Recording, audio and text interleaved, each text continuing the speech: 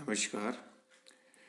इस वीडियो में हम इलेक्ट्रोमैग्नेटिक पोटेंशियल्स फाई और ए के पदों में लोरेंट्ज बल का मान ज्ञात करेंगे।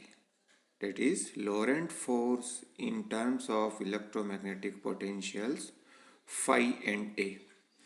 फाई जो होता है स्केलर पोटेंशियल होता है और ए वेक्टर पोटेंशियल होता है।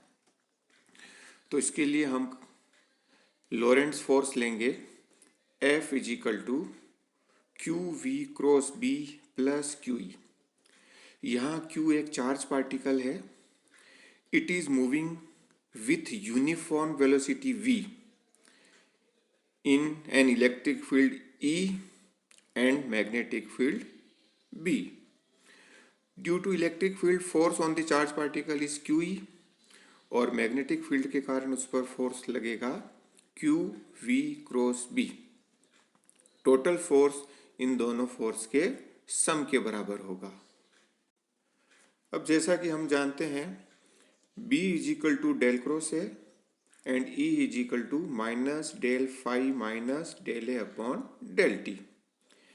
अब इन दोनों इक्वेशन से B और E के मान इक्वेशन 1 में रखेंगे।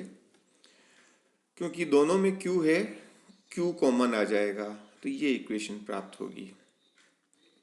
अब यहाँ V cross del cross A का मान ये रखा है। इसके लिए हमने एक वेक्टर आइडेंटिटी का उपयोग किया है। Del V dot A is equal to V cross A plus V dot del A plus A cross del cross V plus A dot del V। जैसा कि हमने ऊपर देखा V जो है यूनिफॉर्म वेलोसिटी है, इसका मान लगातार नियत रहता है।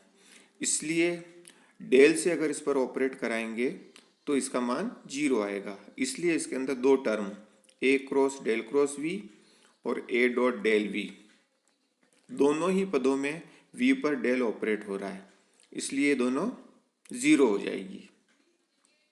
ये दोनों 0 हो जाने के कारण अब जो रिमेनिंग वैल्यू टर्म्स बचेगी वो ये होगी V cross A plus V dot del A. अब जैसा कि इसमें V cross del cross A का मान ज्ञात करना था तो इसे एक तरफ रहने देंगे और V डॉट डेल ए दूसरी ओर लाएंगे, तो ये मान हमने यहाँ पर रखा था। अब ये जो वेक्टर A है इलेक्ट्रोमैग्नेटिक वेक्टर पोटेंशियल, यह स्पेस कोऑर्डिनेट्स पर भी डिपेंड करता है और टाइम कोऑर्डिनेट पर भी डिपेंड करता है। स्पेस कोऑर्डिनेट्स यानी एक्स वाई जेड अगर कार्टेशियन कोऑर्डिनेट्स में अपन लें, और टाइम कोऑर्डिनेट टी।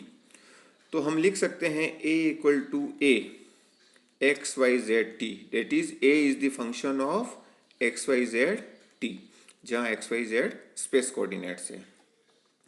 तो इसका अगर हम परफेक्ट डिफरेंशियल लें D A upon D T, तो x के रेस्पेक्ट में पार्शियल डेरिवेटिव लेना पड़ेगा, y के रेस्पेक्ट में भी लेना पड़ेगा, z के रेस्पेक्ट में भी लेना पड़ेगा और t के रेस्पेक्ट में भी लेना पड़ेगा। तो D A by D T delta A upon delta X and delta X upon delta T, delta A upon delta Y upon delta T, delta A upon delta Z upon delta T plus delta A upon delta T into delta T upon delta T. वो cancel होके 1 हो गया, इसलिए केवल एक ही ये term आई delta A upon delta T. जैसा कि हम जानते हैं delta X upon delta T ये वेलोसिटी को शो करता है। चूंकि ये एक्स कोऑर्डिनेट से रिलेटेड है इसलिए वेलोसिटी का एक्स कंपोनेंट होगा V X, delta X upon delta T, V Y delta Y upon delta T, V Z delta Z upon delta T. अब यहाँ हमने इसको अलग अलग करके इस प्रकार लिखा है। ए जो है इसको कॉमन ले लिया हमने इसमें, और V X V Y V Z जिसका मल्टीप्लिकेशन अलग अलग टर्म के साथ हो रहा था, del by del X del by del Y del by del Z, इसको हमने अलग अलग लिख दिया। अगर ये डॉट प्रोडक्ट हम वापस लें तो आई डॉट आई 1 हो जाएगा, तो V X del by del X वापस आ जाएगा। फिर I dot J 0, I dot के 0। इसी तरह J dot I 0, J dot J 1 होगा तो वी वाई डेल वाई आ जाएगा। इसी तरह V Z del by del Z आ जाएगा। तो इससे वापस यही टर्म आ जाएगी। तो ये जो हो जाएगा वेलोसिटी हो जाएगी v, ये डेल ऑपरेटर हो जाएगा, तो v डॉट डेल है, और ये term delta A upon delta T. अब D A upon D T का मान हम उस इक्वेशन में रख देंगे जो पहले ज्ञात कर चुके हैं। ये वो थर्ड इक्वेशन थी, ये फोर्थ इक्वेशन है।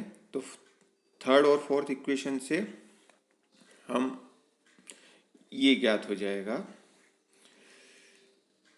तो F is equal to Q, इसमें और इसमें डेल कॉमन आ गया और इस प्रकार। तो ये जो इक्वेशन है ए और फाई के रूप में है, और ये हमने लॉरेंट्ज फोर्स ज्ञात किया है। तो ये इक्वेशन क्या रिप्रेजेंट करती है? The Lorentz force in terms of scalar potential phi and vector potential